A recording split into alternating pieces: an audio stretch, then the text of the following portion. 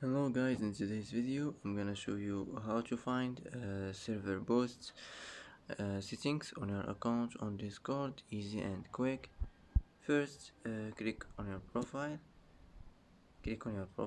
and now here you will find server boost settings as you see, and that's it. That's how to manage, and that's how to find server boost settings, and that's it. And And that's it for today's video. If you like this video, don't forget to like and don't forget to subscribe. I hope this video is helpful for you, and thanks for watching till the end, and see you in the next video.